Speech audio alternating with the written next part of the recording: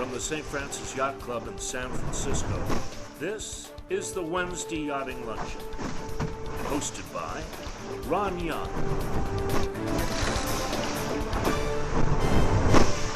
Welcome to the Wednesday Yachting Luncheon, live from the virtual grill room of the St. Francis Yacht Club. We hope that you and yours are safe and sheltering in place in a comfortable environment, and we look forward to greeting you back in the grill room just as soon as conditions permit. I was at the grill room a few days ago and enjoying beautiful San Francisco, and I want to tell you that all of us members want to hang out with each other, and especially after this Zoom year we've had, the actual personal interaction that makes a private club such a fun environment. Our speaker today is a very knowledgeable sailor. He used to sail FJs and thistles after college and got very, very interested in the America's Cup when the Golden Gate Challenge and yours truly were down in Fremantle, duking it out on the Doctor every afternoon. While that was all happening, our guest speaker today was forming a keen interest that the America's Cup would later take advantage of, because he's gone on to become a thoughtful commentator, a really brilliant photographer, and well-deservedly the chairman of the America's Cup Hall of Fame Selection Committee. And we are very, very happy to be in the company of my good buddy, Steve Tsuchiya. Steve, welcome to the Wednesday Yachting Luncheon. Thanks, Ron, and thank you for your heartfelt compliment for this luncheon. I really want to delve into the New York Yacht Club's winning streak, quite impressive, and how they did it, and also talk about, as an epilogue, the stealth winning streak that's been going on for the past quarter of a century. I love the history of the America's Cup, but I also just love history in general. When I say history, it's not just reading books about what happened in the past by other authors and historians. It's also practicing the art of history, which is essentially solving a detective mystery. In fact, let me give you an example. In my hand is one of my favorite books. It's Sherman Hoyt's memoirs. One of the great skippers, or I mean, more like, crew members after guard guy. Unfortunately, he never got a chance to really hum one full time for an America's Cup win. But again, a key player. How many wins was he a part of? He was a part of 2 wins. How many races? Let's see here. He won 8 races and lost 2. Right. So what was his job usually on the boat, by the way, before you get to your point? He was a member of the afterguard as a relief helmsman or light air helmsman for Harold Vanderbilt.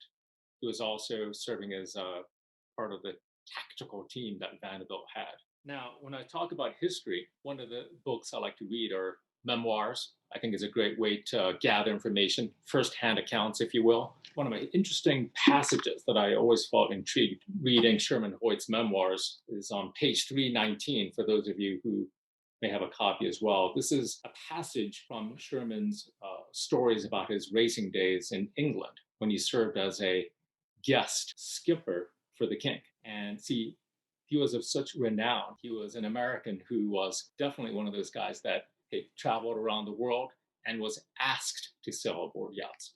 So this is a moment when Sherman Hoyt went aboard Britannia, the king's yacht, and he said this. He said, "Upon arrival on board, I was rather abashed to find myself shipmates with the king, the queen, and the Marquis of Ailsa, among others. I found His Majesty a most keen yachtsman, not only interested in his beloved Britannia, but in the sport of yachting in general, and extremely well informed in the subject.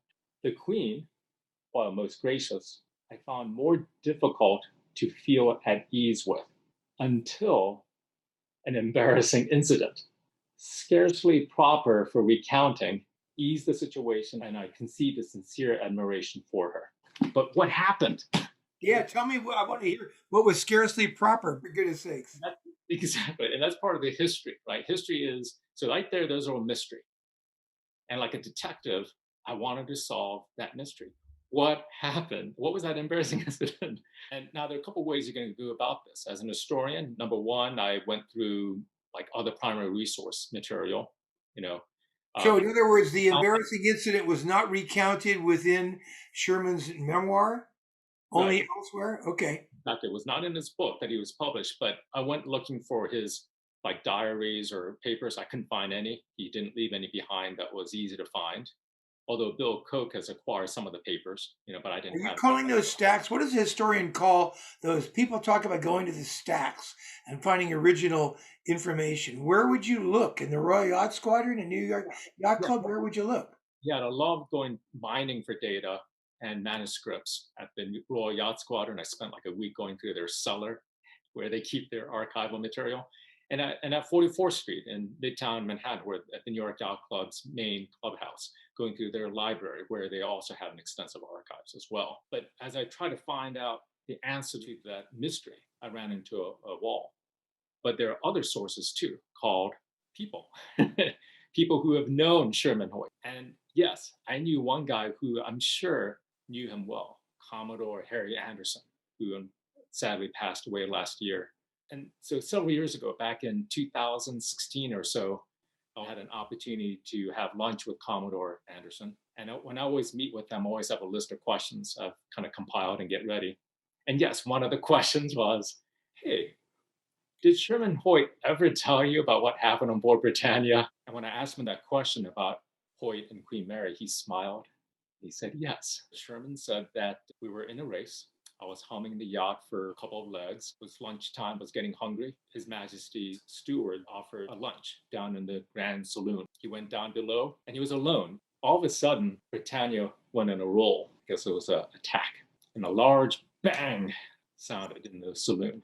And out came the Queen of England, half undressed. She fell right onto the floor in front of Sherman. And Sherman was like, oh my God, I mean, what am I? So, and then the Queen looked up and said to Sherman, Mr. Hoyt, I think you are more embarrassed than I. And then Sherman responded, or Sherman said, I wish I responded with Your Majesty. I think this is the first time the Queen of England got off her throne for an American. See, history's fun, right? You got interesting stories and it's fun solving mysteries. But today, for this luncheon, I want to talk about a bigger mystery. How did the New York Yacht Club defend the cup for over 110 years successfully? And as an epilogue, I'm going to be talking about a stealth winning streak that's been going on in the past 25 years. Now, the big story, the New York Yacht Club's winning streak, is how did they do it? And what was it? Well, the New York Yacht Club successfully defended the America's Cup over 110 years, from 1870 to 1980. This is the longest sports streak in international sports. Let's begin at the beginning. 1851, the Yacht America wins the trophy now known as the America's Cup. The owners sold the yacht, but they kept the trophy and they brought it back to New York. Several years later, in 1857, the owners of the trophy donated it to the New York Yacht Club under the condition that the trophy serve as a perpetual challenge cup for international yacht racing. And just to put it simply, the way it works, as many of you know, any foreign yacht club has the right to challenge the yacht club holding the cup for the America's Cup, and the contest is a match race between two yachts. In 1857, they sent a circular out to foreign yacht clubs saying, hey, come on, challenge us.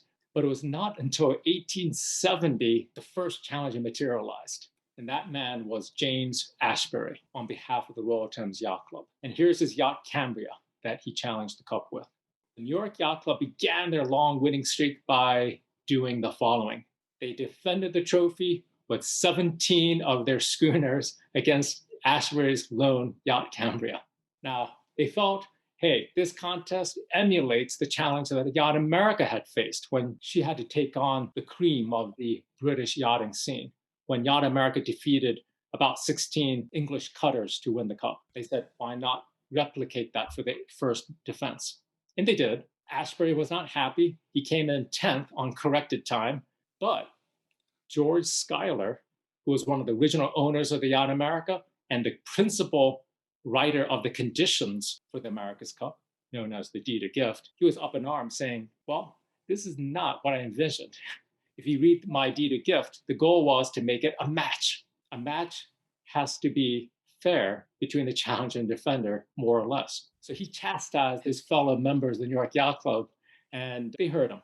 In 1871, when Ashbury returned, the America's Cup, for the first time in its short history, became a one-on-one contest. So Ashbury had a yacht, Livonia, and he took on one yacht at a time. The New York Yacht Club said, let's have multiple races as well. Let's don't decide the contest with just one race like we did in 1870. It was like a best of 5 series. But the New York Yacht Club won that in part because they gave themselves a special advantage in 1871. While they only met with one boat against Ashbury's Livonia, they selected a pool of 4 yachts that they can select from in the morning of every race. If it was a light wind race or light wind day or a heavy wind day, they might choose a boat that's accustomed for that. So it was not entirely fair. But needless to say, yes, the New York Yacht Club won that match as well. In 1876, the Canadians came and said, we want to give it a try. And 1876 was important because in that one, it really set an important precedence. The New York Yacht Club said, okay, fine, we're going to make it more fair. Once we select a yacht to defend the cup, that yacht will defend for the duration of the match. We will not have a nonsense of selecting a certain type of yacht on the morning of each race. And from that point on, that's the model of the America's Cup to this day. Now, by the way, guys in the audience and ladies in the audience, I'm not going to go through every match like this, so bear with me. I just want to give you a full rundown on the way the Cup first had its formative years. Now, in 1881, the Canadians returned. This match is very important for me to discuss and share with you because of an important innovation that the New York Yacht Club developed. It is actually the reason why the New York Yacht Club was able to defend the cup successfully for the duration of their streak. And it was the development of a concept called the Defender Selection Trials. So starting in 1881, the New York Yacht Club formed a committee, the America's Cup Committee. And that committee was a group of individuals who served as judges to pick the best candidate to defend the cup. Defender trials led to several advantages. Number one, it helped hone the skills of the sailors and the afterguard, but it also separated innovation that was truly worthwhile from the merely novel. In 1895, one team had a boat that had a sliding keel and even a front rudder like your USA. However, while she was innovative, she wasn't as fast as Nat Herzog's more conventional design that year. The Defender trials had the genius of giving the opportunity to any team to try again and again, and if you're very good, to defend again and again. And that's what we saw throughout the history of the early days of the New York Yacht Club streak. Now, here is a chart I want to share with you about the power of the Defender trials. The boats on the left are the defenders. The dark blue are the boats that literally defended the cup, while the boats in light blue are the candidates. You can see by stark contrast the number of defender candidates. What about challengers? There aren't any. Exactly. The challengers were arriving as a lone competitor, and many of them were untested. And some of them might have had some sailing experience or racing experience, but none of them had the advantage of the rigorous racing that the defender candidates enjoyed. So during this time, only 9 individuals challenged the cup across 16 challenges. Among the defender side of the equation, there were something like 46 owners who helped defend the cup. And if you look at the challengers too, they weren't just going after the cup with a one-track mind saying, we're here to win the cup. They were often in America for other reasons as well. So in 1885, Sir Richard Sutton, the challenger of the Royal Yacht Squadron, he wasn't even present when they were measuring his boat in Brooklyn. He was at Niagara Falls with his fellow shipmates, enjoying the beauty of America. Meanwhile, the American defenders focused on one thing, defending the cup. They approached it in a business-like manner. Charles J. Payne, the defender of the cup from 1885 to 1887, 3-time winner, what did he do before the 1886 match? Do you know what he did? He ordered his crew to shave off 1/4 of an inch off of the deck of Mayflower so she could be perfectly trimmed and light. Meanwhile, his opponent on Galatea, they had like a menagerie of animals and they had a very creature comfort saloon. Here's a picture of Reliance and Shamrock 3, Lipton's Shamrock 3. And Lipton was in America for business purposes in many ways. He loved marketing his grocery store and his tea company. So, and he just loved the attention as well. Here's Charlie Barr at the helm of Reliance, the yacht that was like about 200 feet long from bowsprit to the end of the boom. And I must say this, during this period of time, the defender selection trials really cultivated individuals who became very successful at defending the cup. So here in 1885 to 1887, you had General Charles J. Payne as owner and manager, and Edward Burgess as the brilliant designer of 3 cup defenders. Below, 1893 to 1920, you had 4 key individuals. E.D. Morgan and C. Oliver Island on the bottom left. They were owner-managers that won 6 America's Cups between them. Nat Harazoff, he won 6 America's Cup from 1893 all the way to 1920 as a designer of yachts like Reliance, Columbia, Defender, innovative boats. And then Charlie Barr was the brilliant helmsman who won 2 America's Cup matches for Island and Morgan aboard a Harazoff yacht. And Charlie Barr was so good at the helm that he can drive Reliance as he was riding a bicycle, as one person said. This continued into the middle of the 20th century, into the J-class era. During the J-boat era from 1930 to 37, there were 3 America's Cup matches. And all 3 of them were successfully defended by this pair, Harold S. Vanderbilt. He was the owner, manager, and skipper of Enterprise, Rainbow, and Ranger, which were designed by the guy to the right, W. Starling Burgess. I want to share a story about the 1934 America's Cup match because it further illustrates, again, how the New York Yacht Club successfully defended the cup for so long. Here we have Mike Vanderbilt to the left, shaking hands with his rival, Tom Sopwith of England, who was representing the Royal Yacht Squadron. And that's Sopwith of Sopwith Camel fame. Sopwith was a very powerful challenger because not only did he have an engineering mind with an aeronautical understanding as well, he was actually a very talented helmsman, having won many races in England. In 1934, prior to the match, they both agreed on the conditions. And one of the conditions said the J-boats for 1934 will have cruising accommodations. That way the crew can live aboard as opposed to having a chartered yacht and to reduce costs. On the eve of the match, the owners inspected each of their yachts, Sopwith on board Rainbow and Vanderbilt on board Endeavor. Now, when Sopwith was touring Rainbow, he noticed some peculiarities. Where were the skylights? In fact, there was a skylight in the stern, but it was covered by the navigator's cockpit area. And what about bathtubs and wash basins and toilets? Well, they were very extremely sparse. In sharp contrast to Endeavor, which is a very comfortable J-class yacht. Well, Sopwith was appalled by it, saying that, quote, Vanderbilt followed the letter of the rule, but not its spirit. Now, they resolved it by doing this. On board Endeavor, they pulled out the bathtubs, offloaded it, and here's a picture of one of Endeavor's bathtubs putting into a little boat to be taken away to help lighten Endeavor and match her more towards Rainbow. So it wasn't exactly a very, civil start to that famous 1934 match. But again, it gives you a good picture of the way Vanderbilt and many Americans approached the cup versus, say, the Brits. Rainbow was a good example also of having great technological advancements. Her main boom was bendable. And at the gooseneck, there was a device you can turn and you can actually bend the boom to shape the main to precision. Now, despite this technology, though, she actually was slower than Endeavor. In the best of 7 series, Endeavor won the first race. And in the second race, Endeavor won again. The New York Yacht Club was down 2 races in the best of 7 series. In race number 3, it was a leeward-windward race. You go out 15 miles out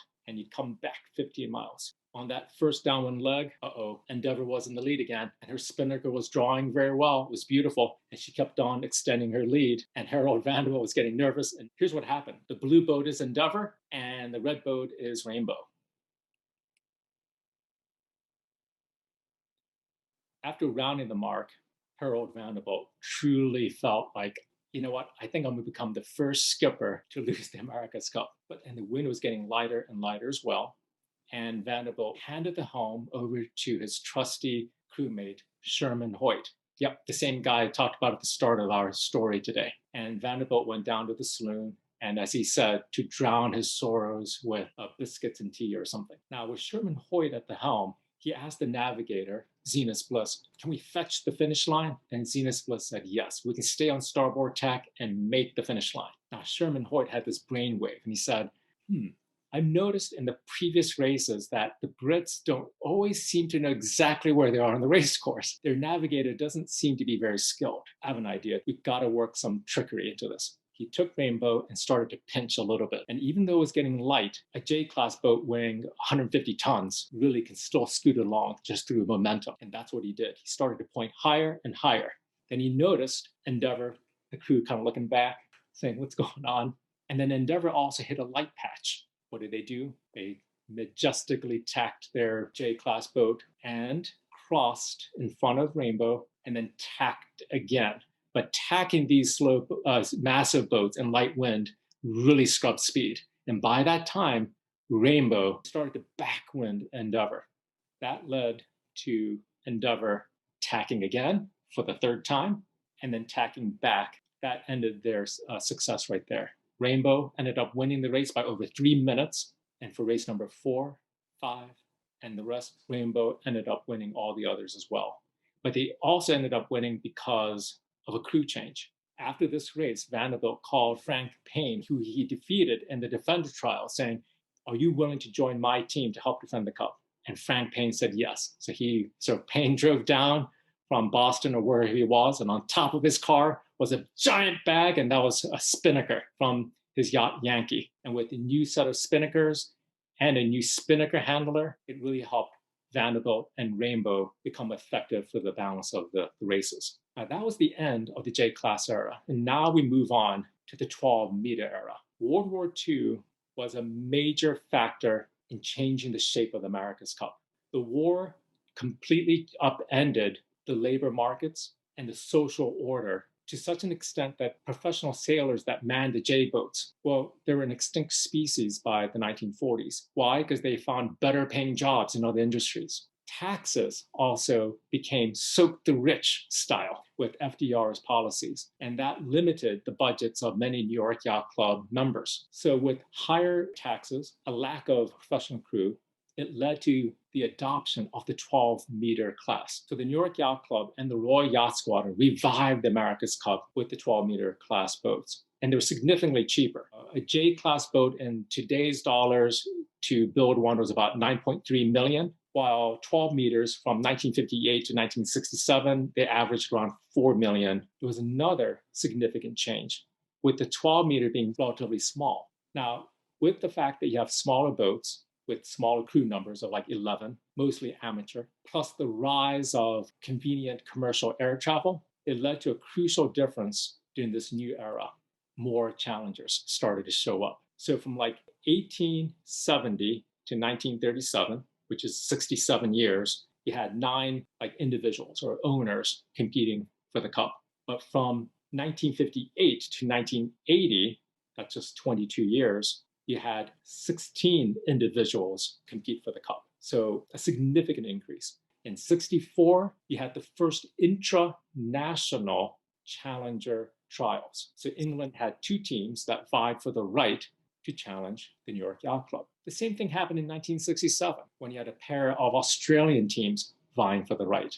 But after 1967, there was even more challengers knocking on the door. There were 4 challengers who wanted to go after the New York Yacht Club and their America's Cup. Now, 2 of them ended up dropping out, but 2 that remained negotiated with the club to allow for the first international challenger trials. And that was another major watershed event like 1881. Now the challengers had their own selection trials, and that was the beginning of the end of the New York Yacht Club's winning streak. There were a couple of things that accelerated this decline of the New York Yacht Club's hold on the Cup, though. That's what I want to talk about. And one of them was this, the Yacht Mariner. Mariner was a defender for the 1974 America's Cup Series. She was designed by a brilliant designer named Britton Chance. But while he was brilliant, sometimes he went a little too far. On the bottom left-hand corner, you can see a picture of Mariner's tank test model being tested. Brilliant as Britton Chance might have been, he felt that if you chop off the stern of a 12-meter, you could trick the water into thinking it has a longer water line. But as it turned out, while she was radical, she was also radically slow. And Ted Turner, who was unfortunately the skipper for the boat, he said, even turd is tapered on both ends. Looking at the after body of Mariner, you could just look at it and hear the churning. Exactly. In fact, speaking of that, Ron, when Ted, he actually told me this in person back in 2005, 2005. He said when he flicked his cigarette into the wake of Mariner, that cigarette just kept on following his boat.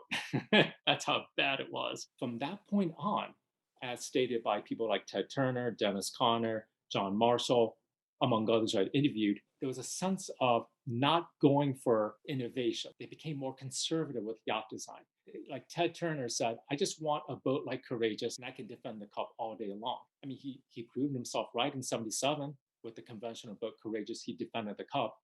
And others felt that trying to be innovative can be costly because we don't want another Mariner disaster. But it was a completely different story among the challengers.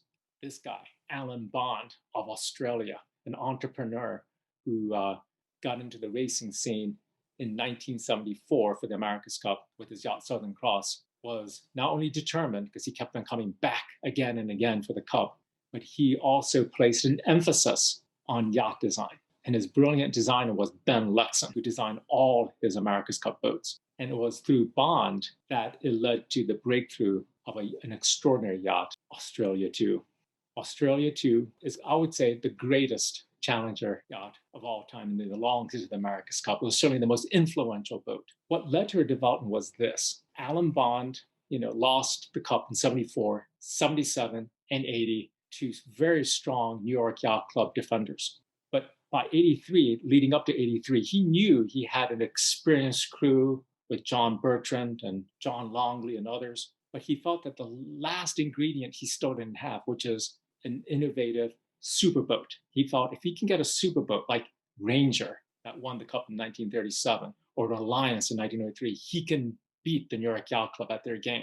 And so he instructed Ben Luxon and his team to really think outside the box and develop not an evolutionary design, but a revolutionary one.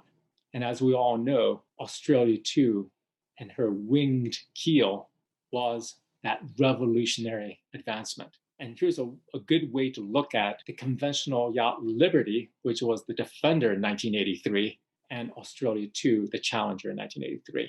Above in light gray is Liberty on a profile view, and below you can see it from head on.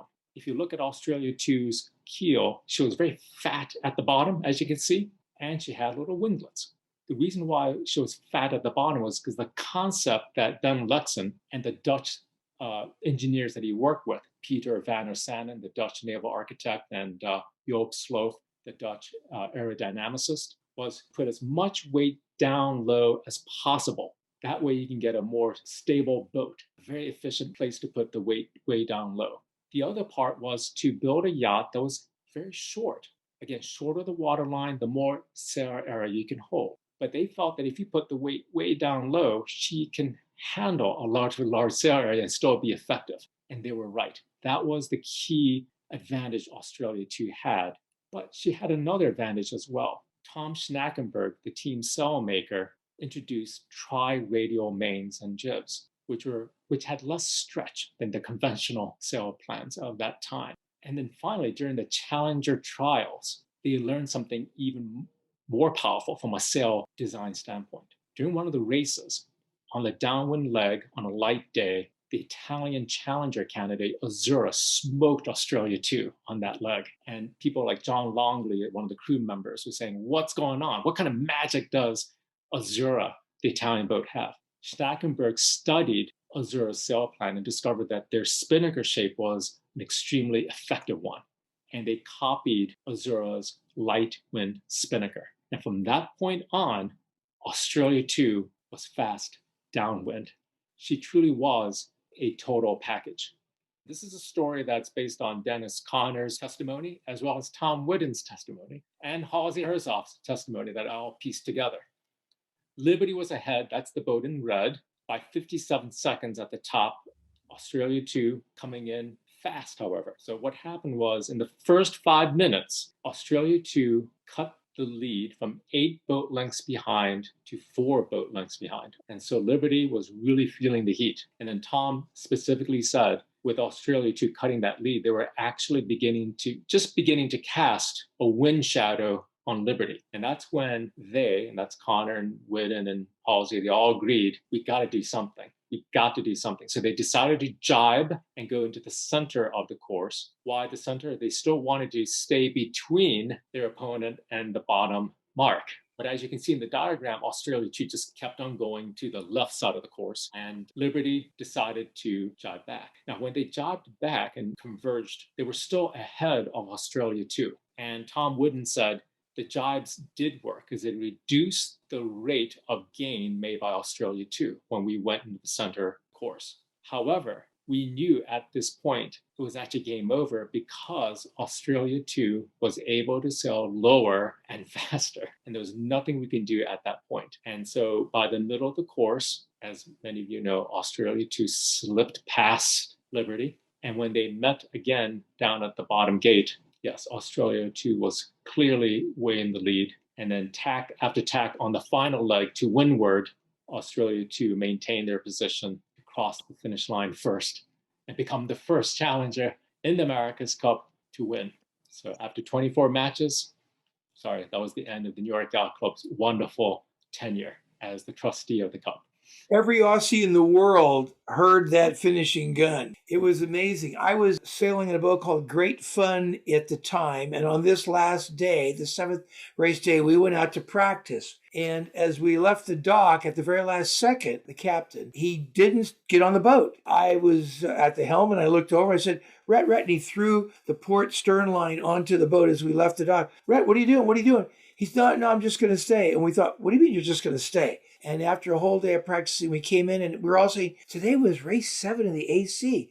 What's happening? You know, that's why Rhett stayed. That's why Rhett didn't get on the boat. He's an Aussie. So as we came into the dock in Richmond, we said, hey, Rhett, what happened in the America's Cup today? Now, we assumed that Dennis won, but it was race 7. And as we came up to the thing, I ran up, went into Clay Bernard's house, whose boat this was, and quickly phoned the St. Francis Yacht Club. And immediately the receptionist said, Australia won the America's Cup. I was like, what? We lost the cup. So you're right, Steve. What a moment. What a fateful moment. Was, and you can see behind my shoulder here, there's that moment when Australia 2 crossed the finish line. This is a John Stobart picture. And I know that I think the Australian ABC channel did a poll of great moments in Australian history, not just sports, but great moments. And consistently, Australia 2's victory near the top. So just like what you said, Ron, oh my God, it was such a huge watershed moment that it also brought in a lot of popularity to the America's Cup too. And look at this, and look in 1987. So that was the year, and 87 was the match, Australia defending the trophy. That, red line, of course, shows the end of the New York Yacht Club streak, and then anything below, the world in which we live in today. This topsy-turvy world where you no longer have one yacht club dominating anymore. So look, from 83, which is the moment when the New York Yacht Club lost it and the Australians won it, 6 times the challengers have won the cup, and 6 times the defender won the cup over 12 matches. And also note how all of a sudden in this new world, since 83, it's the challengers who have the benefit of hopefully getting the best team given the depth of their challenger trials. While if you look on the defender side, really since 2000, there's not been a defender selection series at all. Now, Steve, are you going to show a separate chart that has a color for Kiwis? We're on the same page here. Let's talk about what else is going on. What is this story really about? The past quarter of a century and beyond. 1987, you had Kiwi Magic, also known as Plastic Fantastic, because they had a fiberglass boat.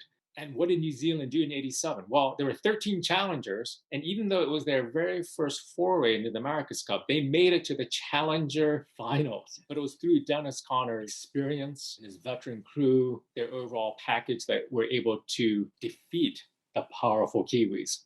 And you see in 1995 with Peter Blake returning, but also including Russell Coutts as skipper and helmsman, having a great designer with Rory Davidson. And what did they do in 2000? They defend the cup successfully.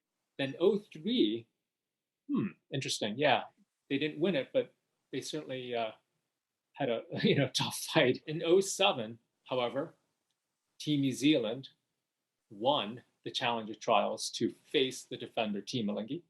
2010, they were not involved. 2013, they were the challenger, as you can see. 2017 in Bermuda, with Grant Dalton leading the team, they won the cup for the third time. And literally just, several weeks ago, Team New Zealand successfully defended the cup. Like I said in the beginning, for the epilogue, there's something else going on too. There is actually a stealth winning streak going on. And that's what I want to share with you to end my presentation.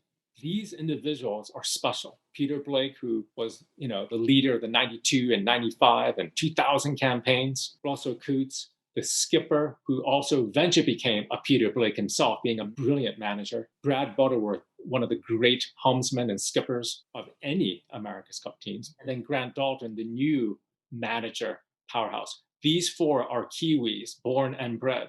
They are brilliant New Zealanders, and they really represent the core of what I consider a stealth winning streak. Let's take a look. From 1995 to the present, those four individuals were the leaders or key players in every America's Cup victory from 1995 to the present. 1995, you had Blake, Coutts, and Butterworth. 2000, same combination. But in 2003, there was a split in Team New Zealand. What happened was there's a disagreement in terms of how to defend the cup. And Russell Coutts and Brad Butterworth, as well as a core group known as the Tight Five, group of crew members of Team New Zealand from 2000, defected and joined Team Alinghi of Switzerland. But with Ernesto Bertorelli as the head of Team Alinghi, who's also, by the way, a brilliant manager, they really built an all-star team and were able to take the cup away from New Zealand and send it to Switzerland. Then, with Ernesto Bertorelli as the head, they were able to defend the cup. But again, how did they defend it? Well, Butterworth stayed on as skipper of SCY 100, the yacht that defended the cup successfully in 2007. Coutts and Bertorelli didn't get along, so Coutts was kind of like pushed out, and he stayed out of the 2007 America's Cup cycle. But in revenge, in 2010, Russell Coutts was tapped on the shoulder by Americans Larry Ellison, who ran the Oracle racing team, the BMW Oracle racing team. And what did he do? He defeated his former teammates of Team Alinghi for the Golden Gate Yacht Club and Larry Ellison and his BMW Oracle team. But it was Coutts who played the key role because he was the CEO of that team. The designer of the boat that won in 2010, the lead designer, Mike Drummond, is a New Zealander. And 2013, with the famous AC-72s, Russell Coutts continued his role as CEO and was able to defend the cup for the Golden Gate Yacht Club. This is clear.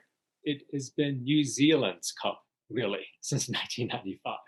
And more importantly, had that team not broken up after the 2000 Cup, I'm convinced that the New Zealand team would likely have defended the cup successfully in 2003, possibly again in 2007, and so on and so forth. In other words, the Royal New Zealand Yacht Squadron could have enjoyed a winning streak like the way the New York Yacht Club did. This is the first time I've seen a presentation that actually shows what you've thoughtfully called the stealth Kiwi influence in the cup. This is food for lots of thought. So when George Schuyler first wrote the deed, wasn't it the case that he had written it and given it to Johncox Stevens? When they won the cup, in August of 1851, they stuck around in England for a while, and then they finally made it back to New York, September of 1851. And on October 1st, in New York, they had a big dinner to celebrate that wonderful victory. And during that dinner, with the trophy on one of the grand tables, Johncox Stevens says, "I would like to present the trophy to the New York Yacht Club. We will follow up, however, with some conditions."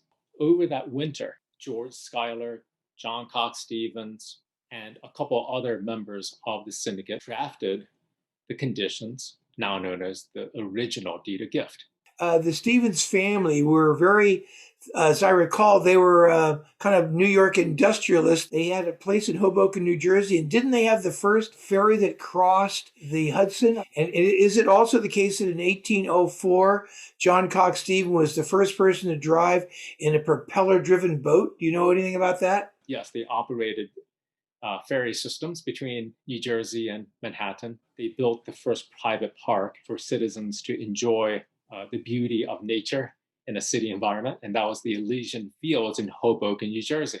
And they owned, of course, the ferry lines between Manhattan and their Elysian Fields. So they were making money on many ways. And it was in the Elysian Fields also where they built or I should say, Commodore Johncox Stevens built the first clubhouse of the New York Yacht Club. Didn't they also he wanted to bet on the Yacht America when he did it in 1851? Back then, gambling was a big deal in the mid 19th century. And you're right, in 1823, Johncox Stevens made a lot of money off of a horse called American Eclipse. So Johncox Stevens was quite a betting man. Yeah, in addition to him being an industrialist and a betting man, but he also loved engineering too. I mean, he built a boat called Trouble, and that model is still at the New York Yacht Club at 44th Street. So he handcrafted his own model, and it was he sailed it around. It was just like a pond yacht, but then he took that and he used it as inspiration to design a real yacht as well. And eventually, he even designed a catamaran. It was a successor to his yacht Trouble, known as Double Trouble. He in many ways, he kind of reminds me of some people like Russell Coutts. They love sailing. I mean, they steered boats, but they also had an engineering mind too, like Russell Johncox Stevens had. It was a marriage of sailing skill and engineering skill put together. But Stevens, going back to the gambling part, loved gambling. And to him, the Yacht America represented a tool in part for making money while he was in England. To him, it wasn't just about winning races for silver trophies. It was also getting a lot of that money back that he put into building the yacht and campaigning her. And so throughout that summer leading up to that August 22nd race that we all know about, Stevens sent out challenges to others, to the Royal Yacht Squadron members and others in England for a match race, and with large stakes. We're talking about the equivalent of tens of thousands of dollars in US dollars. Unfortunately, given America's reputation already as a fast boat, because when she arrived on the Solent, she defeated a relatively fast yacht quickly, easily. And so already her reputation really intimidated a lot of British yachtsmen, especially because she was also so different looking. She had a very low black hull, raked back masts. Her sail plan was tighter. She just didn't really look like your typical British boat. And clearly she was fast. But so it was actually frustrating for Johncox Stevens not to arrange any meaningful match races during that summer. And it was only until a friend of his, a fellow British railway industrialist named Stevenson, Robert Stevenson, who basically said, okay, fine, I'll race you for 500 pounds. Not exactly what Stevens wanted, but hey, they had a race. After the famous August 22nd race, it was a match race between America and Titania, which occurred on the Isle of Wight, off the Isle of Wight. It was on the English Channel. They started off from the Nab Light and went out something like 20 miles out and 20 miles back in, or 40 miles out or 40 miles back in, whatever it was. But that was a match race for prize money. Now, because Stevens couldn't make any meaningful money off of gambling, he was motivated to sell his yacht quickly. I mean, the stock was at an all-time high. He was winning a lot of races, world renowned. So they sold the yacht and got their money back. So one last question. I've got to ask the historian of the America's Cup. So who was it? Was it Webster? Who was the first who started calling it America's Cup after the yacht that had won it? Because I know Webster said in the halls of Congress, he railed on what a great event and adventure and success this was for America the nation, like America the yacht. So how did the custom of calling what this cup, the 100 Guinea Cup or whatever we call this silver ewer, how did it start being called America's Cup? Was it just the news of the victory that caused that? I was not able to discover who came up with the term America's Cup or America Cup. It's just something that organically seems to have just developed over time by multiple parties. I mean, for the longest time, some people were just literally calling it America Cup, while others were calling it America's Cup. Others were calling it the Queen's Cup, even as late as the 1870s, okay, in honor of Queen Victoria, because she was there during the famous race. and she visited the Yacht America. But others still continue to call it the 100 Guinea Cup too, which is also a misnomer. Even though the trophy is inscribed 100 Guinea Cup on it, it was originally known as the Royal Yacht Squadron 100 Sovereigns Cup. So, Steve, we have had incredible, thoughtful talk. Only with an America's Cup historian could such questions be asked. We thank Steve Tsuchiya, a significant, thoughtful America's Cup historian, for sharing your stories with the Wednesday Yachting Luncheon. With that, the Yachting Luncheon is adjourned.